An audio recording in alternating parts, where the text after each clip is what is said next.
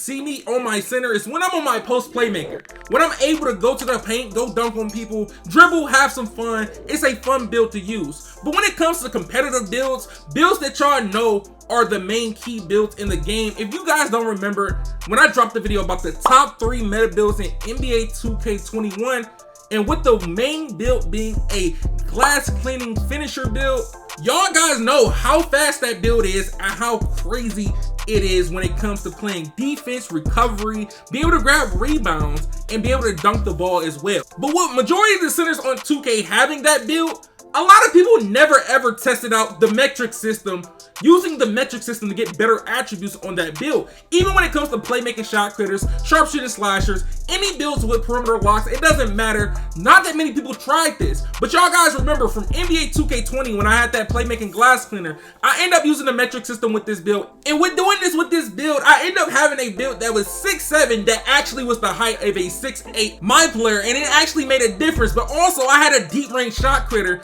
that was 6'4" with the height of being 6'5", and it had actually nice stats. But look, a lot of people, they're not going to end up trying to figure out how to use the metric system, but today I'm going to be showing you how to use the metric system to make, especially make this build right here one of the easiest builds to make on this game. You can't really mess up this build. You only can make this build better. A lot of you guys, you might already have this build right here. Literally, you might already have the build of having a glass cleaner finisher. But as to having a glass cleaner finisher, most of the time you're going to see this build as a 6'8", 190, burly, or defined player. Most of the time. And when it comes to inside centers, most of the time the inside centers are going to mostly have slashing, defense, or they're going to end up having slashing, shooting. It's mostly that combo. They're going to be able to do somewhat of mixture of each thing. So they'll be able to shoot a mid-range and end up dunking the ball, or they'll be only able to dunk the ball and play defense. That's how somewhat balanced the game is, but with the stats that you're going to get, it is crazy. But to actually do the metric system, you have to go to the main menu, go to features, then go to settings, and once you get into settings, this is the first thing you want to do before you go to the My Player Builder. You're going to change the units of measurement to metric system.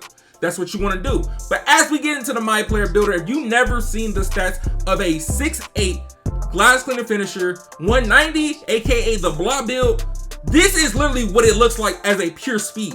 For you guys that never seen this build or never looked at the attributes, this is what it looks like before you get it to 99 and all that. Add this +8 to everything, +4 to the certain stats, but for physicals, +8 if you get the build to 99 and what you do in the Gatorade. But as you make this build a power forward, as you get the pie chart from second from the last, all red pie chart, the all defensive pie chart.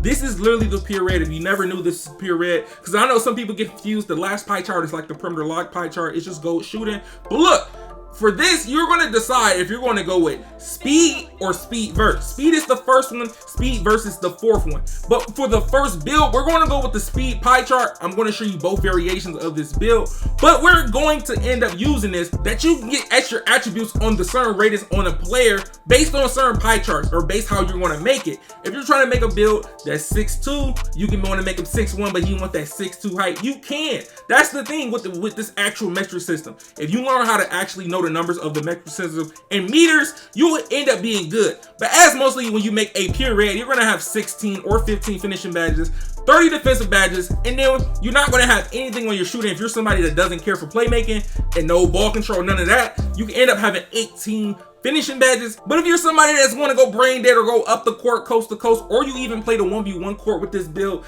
I know it's a lot of people that end up using pure reds on the 1v1 court, and it's actually very overpowered. Like, it is actually overpowered. Like, you really can go crazy with a pure red on the 1v1 court. So them 4 playmaking badges can definitely get the job done with quick first step, downhill, all that other stuff based on what you're playing, 3v3, 1v1, or 2v2.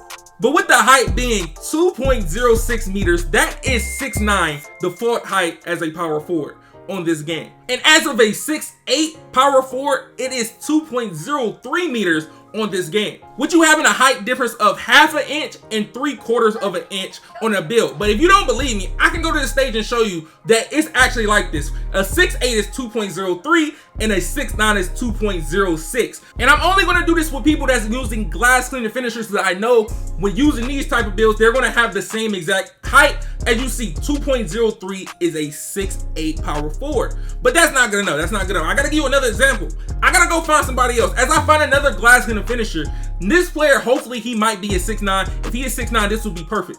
As him pulling out his card, he is a 2.06. This man is a 6'9 power forward. But hold on, if that's not enough information for y'all boys, let's go to see another person. I end up finding another Glass-Gleaning finisher in the stage, and you're gonna not miss this build. This build is literally 85% of the community as a center. If it ain't a paint piece or this, it's gonna be between the post score. And that was even a 2.03 power forward as a 6'8. And then we got another one. As you can see, a 6'8 power forward. What else do I have to show you? Now you see the difference. You can tell the difference between a 6'8 and a 6'9. Even in the metric system, I broke it down for y'all boys to actually understand. But now, as you see another one, you can tell the difference between a 6'8 and a 6'9. But when it comes to actual common eye and you're having Imperial on, it's going to say the build is 6'8 if I put the build at 2.05 or 2.04. So basically, it's somewhat of a clickbait type of build, because when you end up seeing this in Imperial, as most of y'all will see 6'8 or 6'9, it can be a 6'9 somewhat height, but on the actual chart, when you pull up that card, it's going to say 6'8. So as you're making this build 2.05 or 2.04, as that being half an inch or 3/4 of an inch, it's going to actually make a big difference in your stats. As most of the time you see, I have a 95 rebound and a 95 block. So I'm going to have a 99 block, a 99 offensive and defensive rebound, and my driving dunk is going to be somewhat the same, but it's going to end up being higher. But as you get the name Glass-Gleaning finisher, and that's the actual speed pie chart of this build. So you're not really missing that much on the speed. Of course, you're going to be taller, you're going to take less speed. But as you get into the speed and vertical pie chart, the most one used of mostly these builds using a Glass-Gleaning finisher, they're going to use speed and vert. As you see, I have an 84 vertical, and that's at 6'9. But as I change the actual height and knock it down a few, if I knock it down to 2.5 or 2.4, you will see a big difference of what it is. Most of you guys that have a 6'8, it's a great build. That's the common build because everybody have the same build. But as a difference of having a metric build, it does make a big difference in the small things of having them 4 extra upgrades on rebounding and block. It makes a big difference. It definitely does. But with this build being 2.05, it's going to have an 80 speed.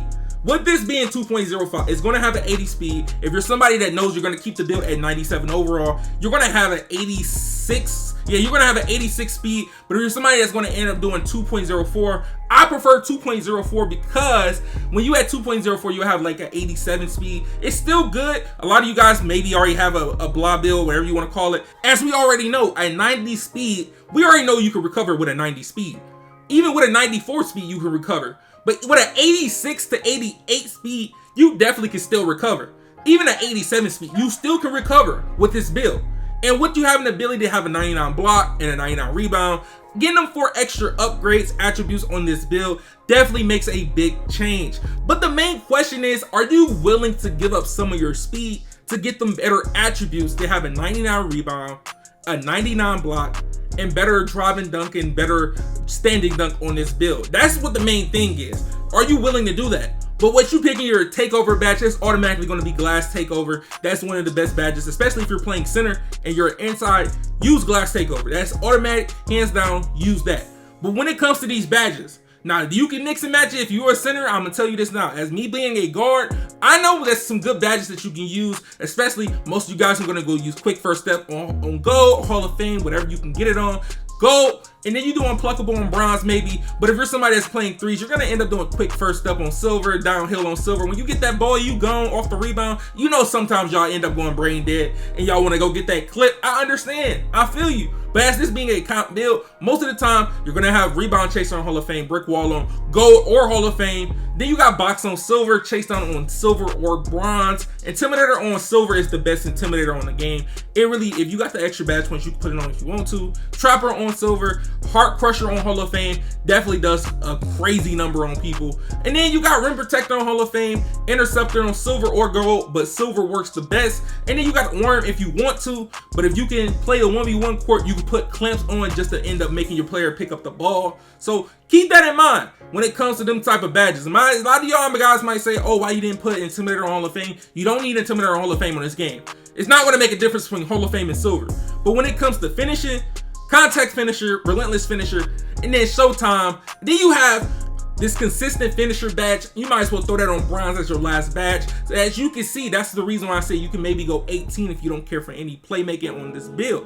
But if you haven't yet, make sure you drop a like, subscribe, turn on those post notifications so you don't miss videos like this. It been your man ChaMoma. Follow me on Twitch, Twitter, TikTok, and Instagram. And I'm out, y'all. So I did that day. They chase me on feet, I run it like the flash. I'm a geek going in that bush. I did like 10 times, standing there.